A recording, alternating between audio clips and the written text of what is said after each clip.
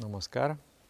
In this video I am going to talk about karma, the theory of cause and effect applied to human mind and human life, to the events of our life, why things are happening to us. There are questions that really are very interesting for every human being. We would like to see our future, what is going to happen. We would like to know, is there really such a thing as a free will? Are there events in our lives that are preordained and cannot be changed? I'm going to talk about that, and also I'm going to talk about connection between past, present and future, and how it affects our spiritual growth and development. I will try to explain in a very simple way. So what is karma? Karma has become a household word now. Everyone knows karma. In the computer games even there is karma. Everywhere, everyone has heard this word at least several times in our lives.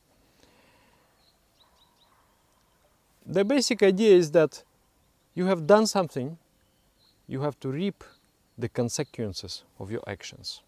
In Bible, Jesus Christ says, as you sow, so you reap. You have created an action, that action will have consequences. So that is the basic idea of karma. Actually, this word is not very exact word. If you talk about this cause and effect theory, there is not only karma, there is also samskara. So normally when people say, oh, I have a good karma, or I have a bad karma, something happened, oh, bad karma, is not precisely correct. It would be better to say, oh, it is good samskara or bad samskara. Samskara, this word samskara signifies reaction to the action, and the word karma signifies the action itself. So there is the karma and samskara are intertwined. I do some karma, I create some samskara. That samskara in the future will motivate me to do some karma, and that karma will create another samskara. So this is the flow of action and reaction, action and reaction. So I'm going to talk about it. From the lessons of physics, we know that to every force in the universe there is an opposite and equal reaction. For example, if on the table there is a weight, some piece of iron is there, so that piece of iron pushes the table down.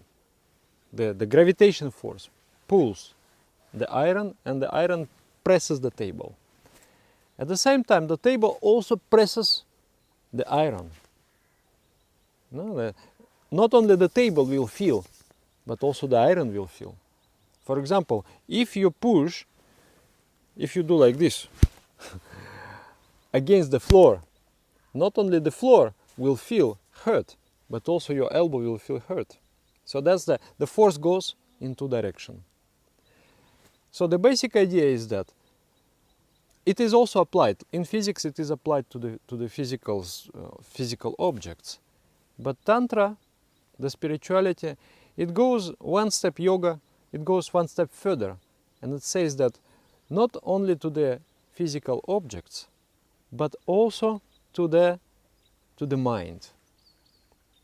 If I do something, the mind is the originator of the action, and then my mind creates the movement in the world. What is action?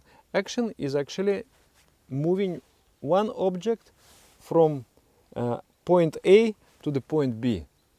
So that movement from the action, from the objects, the change in the spatial circumstances. I moved the objects from here to there. So that change of the space factor is the action. And then that action originates Where? Within the mind. The pen is writing. No, actually not pen is writing. The hand is writing. No, not hand. Not hand is writing. The mind is writing. The action originates within the mind. So the idea of yoga is that since the mind is the progenitor of the action, so the mind will also reap the reaction of that action. So that pressure that mind has created on the external reality, on the physical reality, that pressure will have to be returned, and the mind will also feel the pressure. So just to put it very simply, when I do something, I change something in the external world, and also I change something within myself. Similarly, when I change something within myself, I change something in the external world. So this is the basic idea. This is the basic idea of karma. I already have spoken about the structure of the mind. The video is called "The Mysteries of the Mind Revealed." It's about the subjective portion of the mind and objective portion of the mind. So which portion of the mind is actually doing the action? It is called Aham Tattva, or the doer portion of the mind. Also people call it as ego. Ego is producing an action. There is this misconception regarding the ego. People, oh, you have a big ego. It means something bad, you are a bad person. You have a big ego. Actually, it's not bad to have a big ego. It means I have a large this doership within myself. It means I have intense personality. I can do things. To do things, you must have a big ego. The small ego cannot move things around, but bigger ego can move things around. That's the idea. But when people say you have a big ego, it means, oh, you are very proud, you have conceit, you are egoistic. This is what they mean by that. But in a philosophical sense, ego is that portion of the mind, the doership portion of the mind. So that doership that I do, it produces the action, and it will also reap the consequences of one's action. Every action produces samskara. There is a subjective portion of the mind, then there is objective portion of the mind. 5 layers, remember? Imagine the objective portion of the mind just to be like a football. And then to do something, you have to first change that objective portion of the mind. For example, you are sitting, and then you need to go and drink a glass of water. So something has to happen to you. Otherwise, you are not going to go. So first there has to be, the desire has to awaken in the mind. So already the state of mind changes. And then there is this feeling, determination has to occur in the mind. First is the desire, second goes the visualization, third goes determination, and the fourth is the actual action. So 3 of those stages of action are beneath the surface. Nobody sees what happens within. And only the last portion of the action is visible to others. I desire something, this is the first stage of the action. Already the mind is changing. Already there is an alteration within the mind. In the objective portion of the mind, already there is movement. Even there is no external movement, already in the mind there is movement. And there will be consequences of that also. Already you are changing the mind, you are reshaping the mind.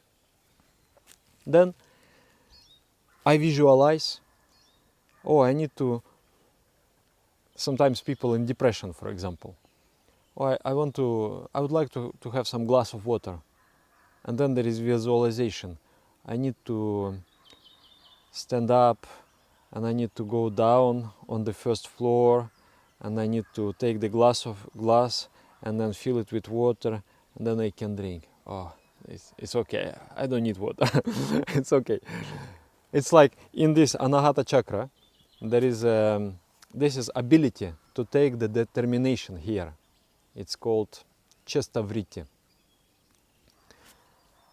I desire, I visualize, and then I make the inner effort. I prepare my mind to express an action. And then finally I stand up and go. So if on any of that stages there will be some deficiency, the action will not be fulfilled. Many people, they have weak heart. And because of that weak heart, that metaphorically speaking, they have weak Anahata chakra. They are not able, they have good dreams, they have good desires, they visualize properly, but they don't have strength of the heart to materialize the action. So on each of these stages, there are changes happening within the mind. And I will just give you the picture. For example, there is a football here. So this football has to come into a certain state and then the external action is possible. So after the action is done, the football is still in that state. And there is a sort of like you press, that's your ego, your aham tattva, and this is your objective mind. And then you are pressing, you are changing your mind with your force of the subjective portion of the mind, of your doership, your ability to do things, your actional faculty. You are pressing the mind with that, and you are transforming the mind. You are distorting the mind. And then after the action is done, there will be distortion still there in your mind. It's just like cavity there. And the nature of the mind, just like if you stop pressing the football, what will happen to the football? It will come back to the original shape. So similarly, the mind is always trying to achieve the balanced state. But to achieve that balanced state, the pressure has to be given in the opposite direction. So for me, to acquire balance, for example, and the action is always colored with something. I can do the action, such action that will give pleasure to others. It's called Shukla karma, the white karma. Or there is Krishna karma, the black karma. I can make an action which gives the pain to others. So according to the nature of my action, I am working within the mind actually. Within my mind, and my mind exists in the cosmic mind, in the macrocosm. So according to those, not only the action, not only this movement matters, but also the result, the feeling, the pain and pleasure which involved in that action, they also matter. So for me to get rid of certain distortion that I have created, I have to experience similar action towards me. If I have given out the pain, I have to receive the pain, and then the mind will acquire the balance. This is called reaping of the consequences of one's actions. My grandmother, she was a Christian, and she used to show me the books, it's just like straight from the Middle Ages, about heaven and hell. And she was telling me, you should not swear, should not steal, should not hurt, should not inflict any harm on others. And I was curious boy, I was asking, but why, grandmother? Why not? Why cannot I swear?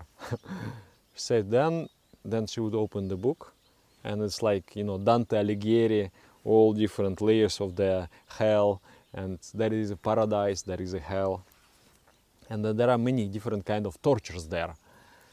So I was thinking, and she was saying, you are going to go there, and I was thinking, oof, that is not desirable. I don't like to go there. And I say, but who is going to decide?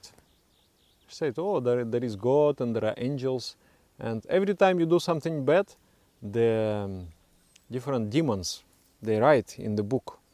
And then you do something good, then the angels, they write also in the book. So there will be two books. And then when there will be judgment day, one book will be placed on one part of the scale and another one and another one. And, yeah. And there will be weight. If your good is more than your bad, then you are going to go to the paradise.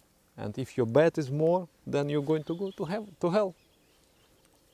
And I was thinking, then I took that idea, but then later my parents actually, they were atheists, and they were like, yeah, they were non-believers. So they dissuaded me. They were trying to educate me in a rational way. So they were saying, how can you imagine this thing to happen? Then I thought, okay, it must be nonsense, some outdated ideas. But then later on I understood that this book exists, actually. But that book is not somewhere, not angels, not demons they are writing that book. This book is your own mind. You are writing with every action in your own mind. And you are bringing yourself into the hell or into the heaven. The person whose actions are good, he exists as if he exists. He walks on the earth, but his state of the mind is just like he's in heaven. And the person whose actions are painful, harmful to others, that person slowly descends into such vibration, into such feeling, that he becomes very unhappy, he becomes very restless. This restlessness and peacefulness are the things that signifies where you are. If you are very restless, that is the crude state of the mind. And if you are peaceful, you are in heaven and you feel joyful. So we write that book, and we write with our actions, in our own mind. So every letter that you write has to be later on expressed. Every action you do, you have to reap the consequences of that action. As you sow, so you reap. If the seeds are sweet, there will be nice corn and nice cucumbers and nice tomatoes, and when you are going to eat, you are going to enjoy them. And if the seeds are very bitter, then the fruits also is going to be very bitter. And then also you have to understand that one seed of grain can become a plant of wheat, and it becomes 12 grains, and then it will become 124 grains, and so on and so on and so on. Geometrical progression, it can become the entire field of grain. So one action may result in many, many more actions, and those actions, they will create more and more reactions in the mind. So it is very interesting, it is almost impossible to resolve all the consequences of the actions that we have done in the past. Okay, so I think by now we are clear what is karma, what is samskara, how the samskara is created. Samskara, every time I act, I deform my mind, because action is the deformation in the mind. And that action leaves the mark behind. It leaves like like in the seed form, there is a reaction to that action. So every action must have reaction. Then, what is the conclusion? What is our understanding from that?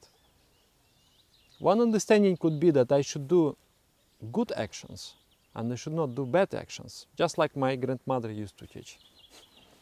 Because if I'm doing good actions, I'm going to enjoy the results of those good actions. Yeah, to some extent, it is like that. It is better. But from the spiritual viewpoint, it is not good enough. It is not good enough. For example,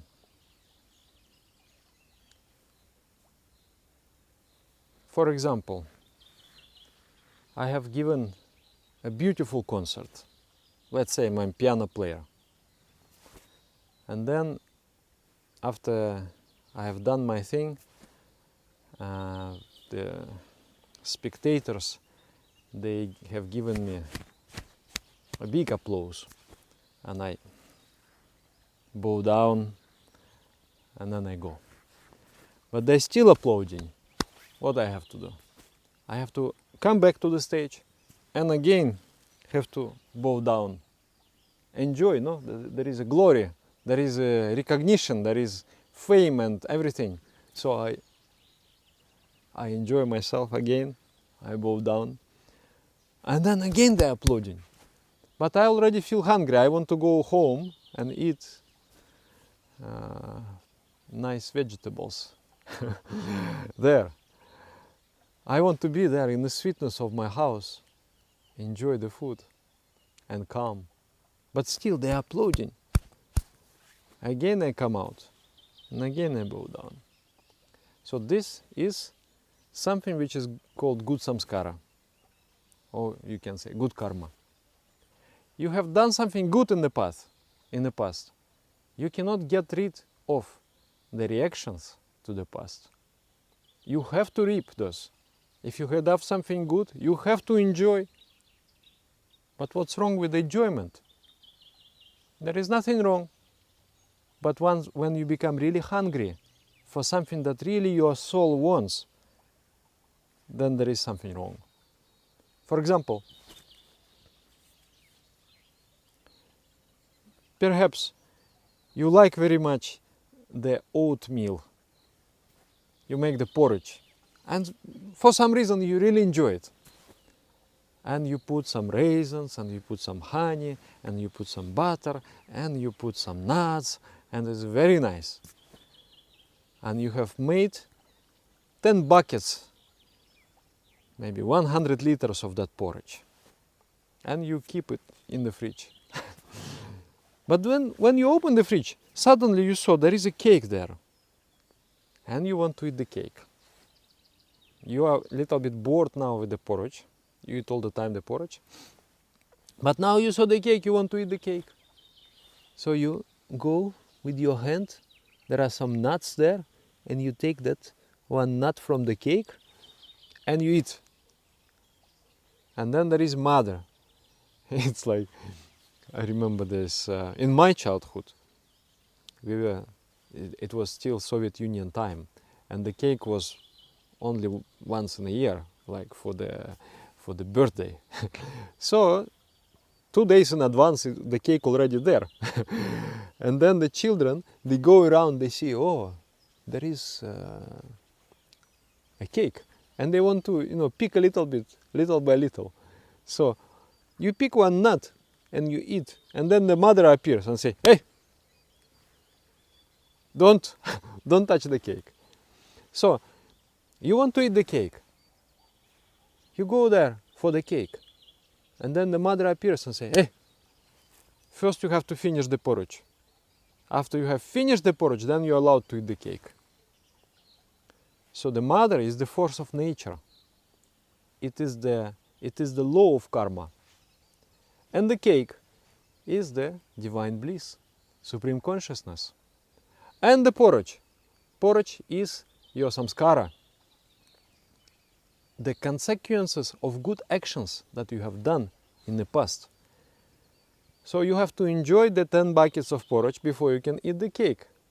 But before you saw the cake, it was okay. The porridge was fine. I am enjoying my life. But when my thirst has awakened for something more noble, something more delightful, blissful, I want that.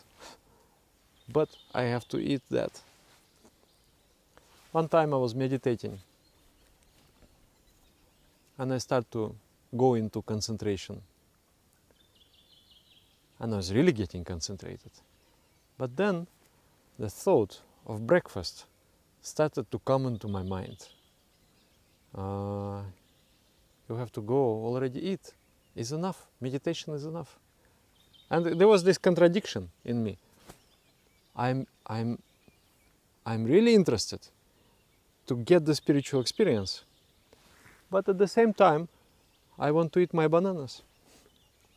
So this thought of eating the bananas comes due to good karma. I'm going to enjoy those bananas, and that enjoyment is due to good karma.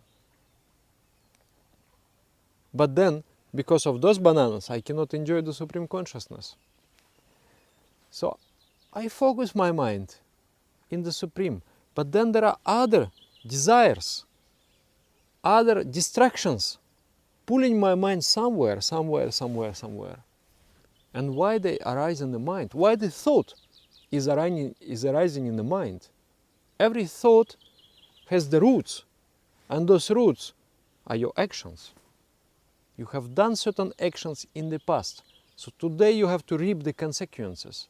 They can be pleasurable consequences, they can be painful consequences, but you must reap those consequences. With pleasure, we seek the pleasure. It is our fundamental property to seek the pleasure. It is natural for us. We like to enjoy things. And normally we don't like to experience pain. It is not. Some people like, but then they are receiving pleasure also in a distorted way. So from pain we try to avoid. We always try to avoid the pain. That's the natural mechanism within us which is leading us to the supreme bliss. We avoid the suffering. We try to escape the suffering and we try to follow the pleasure, and then finally we want to achieve the highest pleasure there is, that is the cosmic bliss. So, how I'm going to reap? I understand that in my past I have done some good actions. So today I am enjoying good life. I have enough money. I have enough respect. I have good friends. My health is very good. So I'm enjoying that kind of life. Because of what? You have a good health. Why? Why some other people don't have a good health?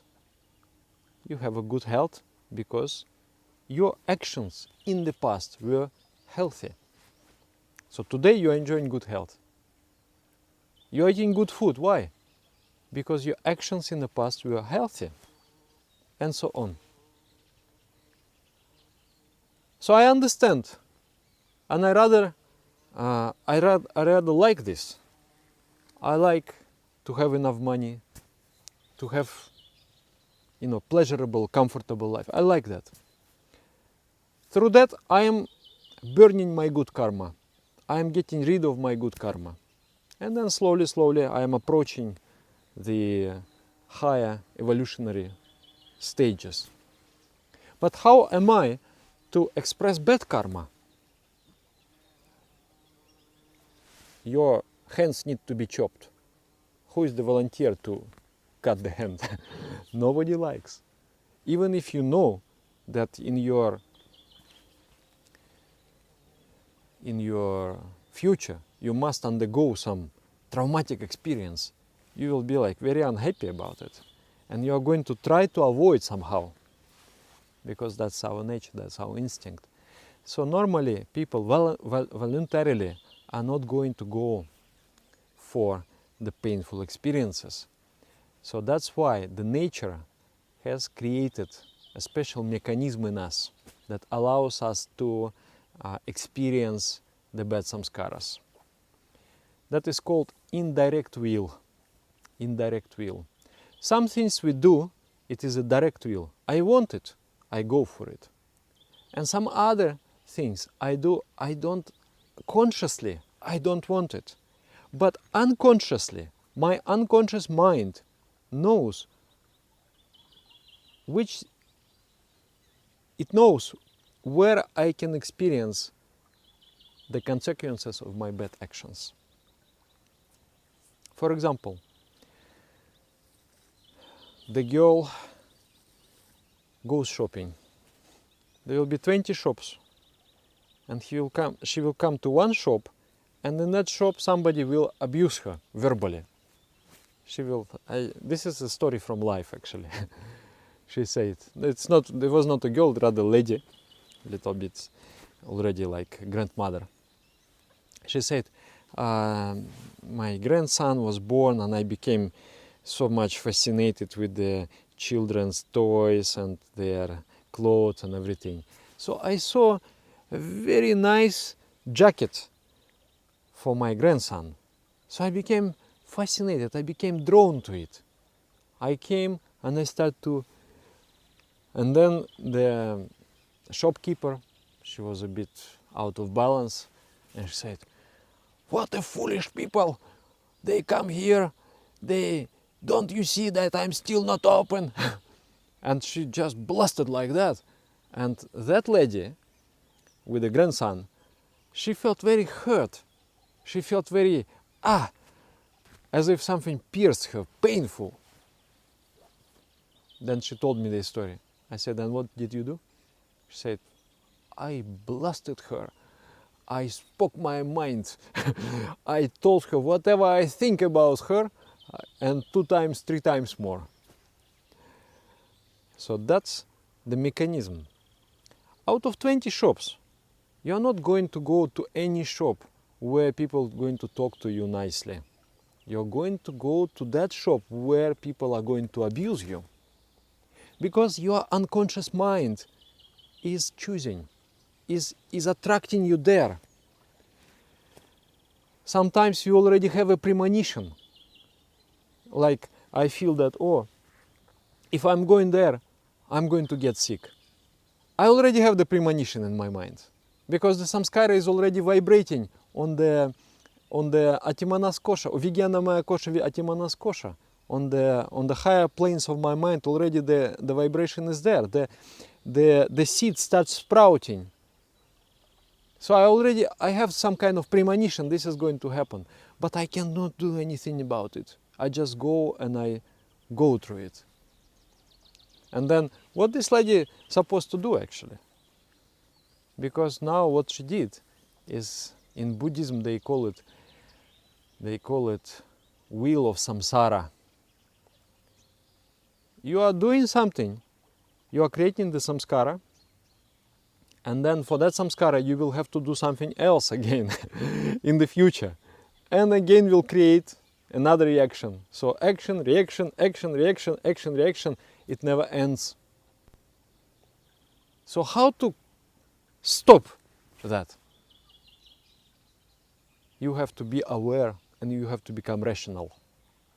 So at that moment, if she would not give in to her emotions, if she would control her anger and would analyze, maybe this lady, maybe something happened to her, maybe there is some trouble in her family, or maybe there is something with her health or hormones or something. That's why she behaved like this. She didn't mean ill towards me. It's just I feel compassion towards her. I will not shout in response. I will not try to hurt her because she hurt me. So at that moment, you burned, you expressed, you finished your bad samskara, and you have not created a new samskara. But how many times in our life we can do that? Normally we get irritated and we become reactive. There is a reaction. We are not thinking, how should I do? What should I do? What should be proper? At the same time, it is not good also. If somebody is attacking you and you are not responding, is also not good, because if the evil goes unpunished, then it grows. So what she had to do, she had to first calm down, and then she has to do some action, take some action, out of duty, not out of reaction. She would say that, you know, that when you said like this, I felt bad. So this lady should get in the shop, the shopkeeper should get the feedback, but not with anger. So in this way, you break the karmic sequence and you break free from that. That's very interesting. So there is this indirect will. That indirect will brings us into the circumstances. I break my leg, I get abused verbally, I get into some clash, I may be sometimes killed, or I get sick.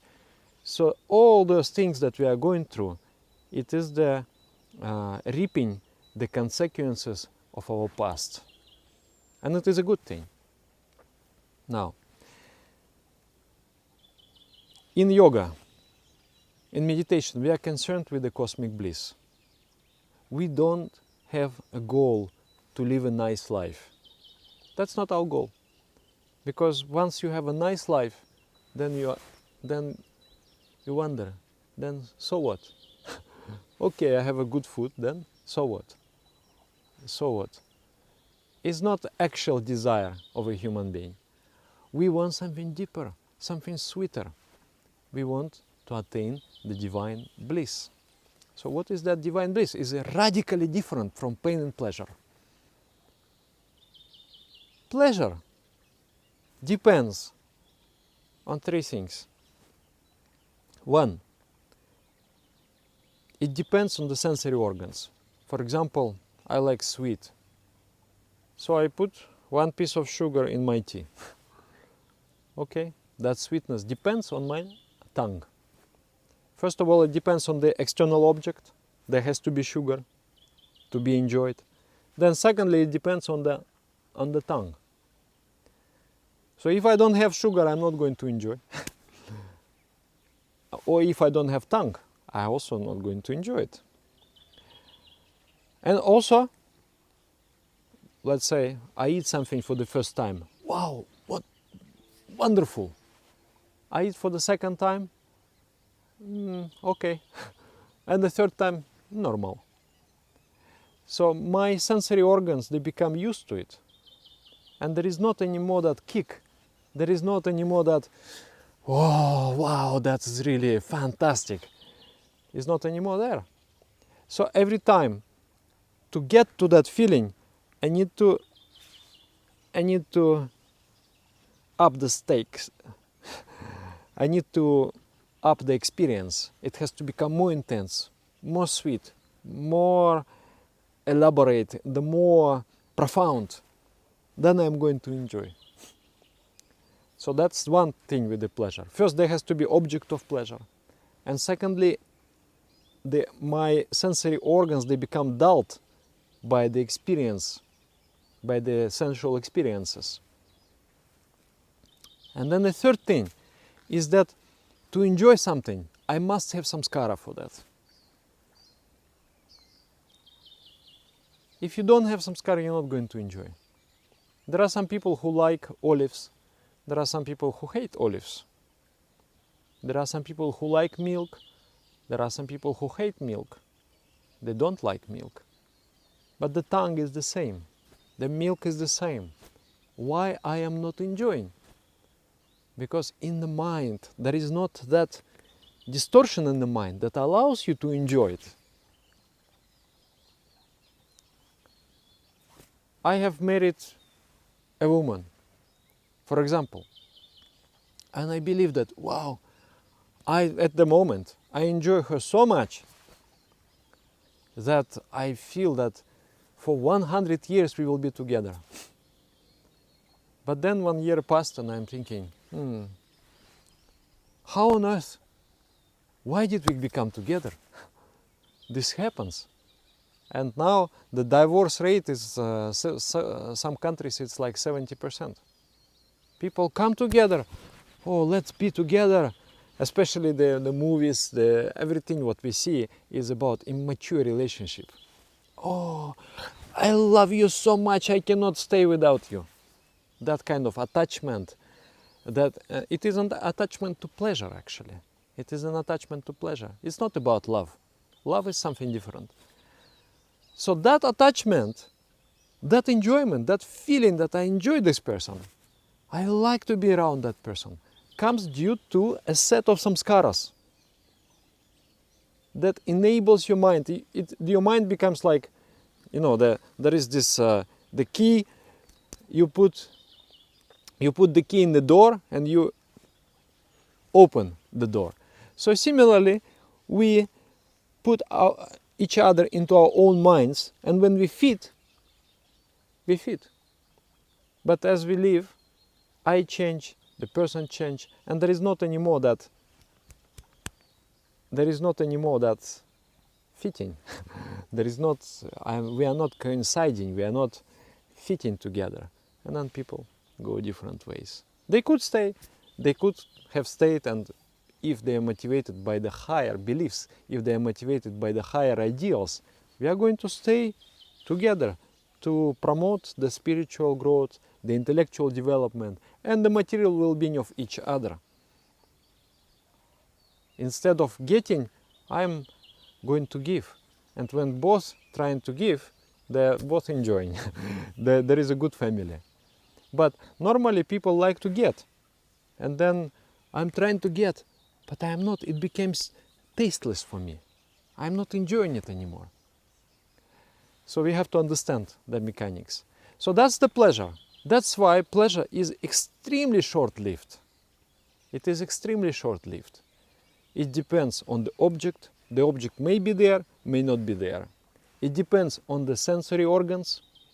They are becoming dull due to when I experience something, every time I experience, the more dull is the experience. And then they depend on samskara. When samskara is over, I don't enjoy anymore. I think it happened to you. I used to like sweet so much, sweet things. But when I became 40 years old, I just lost. I don't like. It's okay. It's okay. But it's not like I used to really feel like, oh, I like. But I don't like now. It's okay. I'd rather eat something different, something salty. So why? The samskaras changed. My inner mind has changed. Now I'm not satisfied with what I was satisfied before. Bliss, in other hand, the bliss is something different. Bliss doesn't depend on the object, does not depend on the sensory organs because it is internal, and does not depend on samskara. Bliss comes from you come in touch with Supreme Consciousness. And what is Supreme Consciousness? Is your innermost I.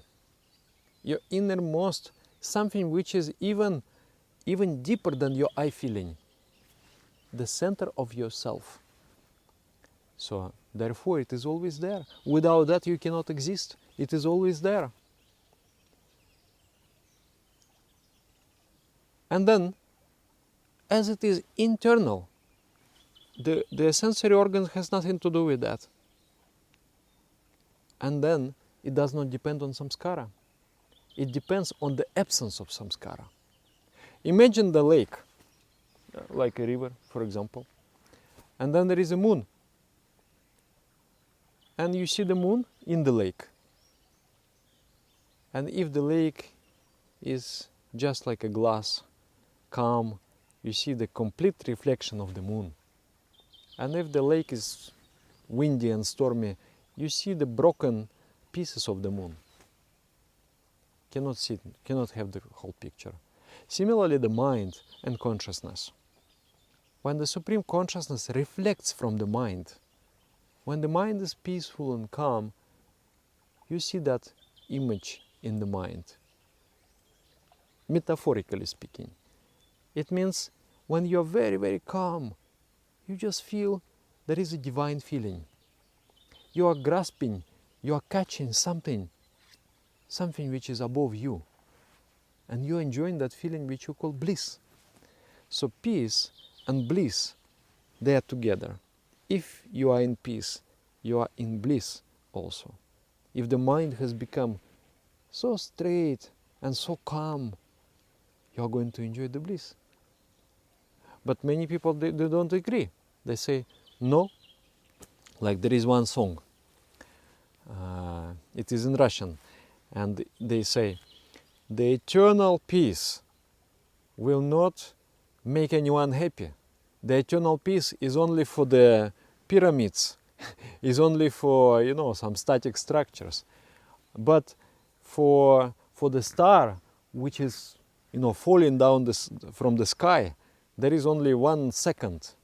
And that's second of pure brilliance. Something like that song. So,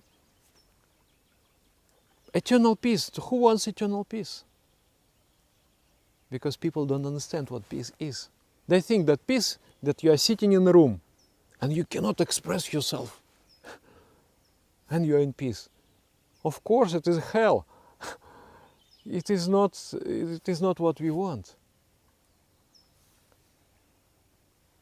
At that situation that we imagine our restless mind put in the situation where the mind cannot express the restlessness. For the mind to become peaceful, I need some objects. For example, I want ice cream. Why do I want ice cream? Do I want ice cream for the sake of ice cream? Or why? No. Because until I eat the ice cream, I cannot be in peace. Actually, I want peace. But until I eat the ice cream, I cannot be in peace. So there is this restlessness in my mind. That restlessness is samskara. So how to remove that restlessness? To experience something of pleasurable nature or something of painful nature, depending on the samskara, which is agitating my mind. And when I have experienced, I have temporarily attained a sort of peace. And that is what is called happiness. There is pleasure and there is satisfaction. There is a big difference between the two. Pleasure is one thing, but satisfaction, to be satisfied, is different. Satu bhavati daridra jasyasha vishala manasi cha paritushte korthavan ko daridra. Thus, the person whose desires are limitless becomes a poor person. But the one who is mentally satisfied, who is rich and who is poor? The richness is the feeling of peace. When you are in the state of peace, what do you need more for the complete peace? I need nothing. I am in peace. I am completely satisfied. I am happy. So the true nature of happiness is the state of satisfaction, where you need nothing else. Nothing else is needed. And you can be there.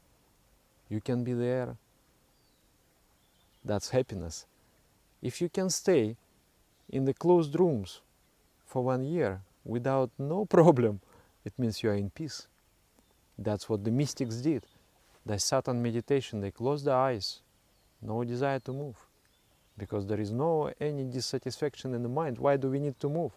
We need to move only to satisfy ourselves. But if I'm already satisfied, why do I need to move? I can be there in blissful state. So that's another big question then people will ask then, Then how's about service? And yes, some actions I do because I want, and some action I do because it is my spiritual duty. That is in another portion of this lecture I'm going to explain. But so far we have understood how the samskara is created. Every time I do the action, I carve it in my own mind, and my mind bears the distortions which are created by the original actions. And those distortions, to be removed, for that I need to experience opposite and equal reactions. Actually not opposite and not equal. We are living in the expanding universe. The time and space is expanding. So is our mind is expanding. And the reactions are also expanding. So if you wait, the consequences of your action become actually bigger than the action itself. So it's like, wow, very hopeless situation. It is very hopeless situation that I have borrowed $1 million from the bank, and now it has become 2 million, and tomorrow it will become 3 million. What to do? What to do in this situation? So we have to figure out what to do. And in the next lecture, in the next class, I'm going to explain how to burn, how to destroy that samskara which is already there, how to remove it, how to finish it off. And also I will explain how to live in such a way that no new samskara is created. And that is the fundamental understanding to move from dissatisfaction to satisfaction, from unhappiness to happiness, from darkness to light. Because when we become calm, we become complete. When we become satisfied, we become the reflection of the Supreme Consciousness. Yeah. There are two choices. One choice is to let nature take care. Through direct will and through indirect will, you're expressing your karma. But then the problem is that as you express one karma, you create new karma. And normally you make more mess than originally was there. You're trying to fix the problem, but actually you're making it worse. And another way is through the spiritual practice. We have to figure out how to reap all the consequences, how to express all the karma, how to remove the consequences of the past actions. And we have to figure out how not to create new karma. So you can write in the comments if you had any stories about indirect will, that how your mind unconsciously brought you in the situation and you saw it. It will be very interesting to read. And it is very nice to read your comments. I'm trying to reply every comment you leave, at least after like first days when the video is released. I am answering all the comments. Yeah, and then I'm going to record another video on this topic. Yeah, thank you very much. Namaskar.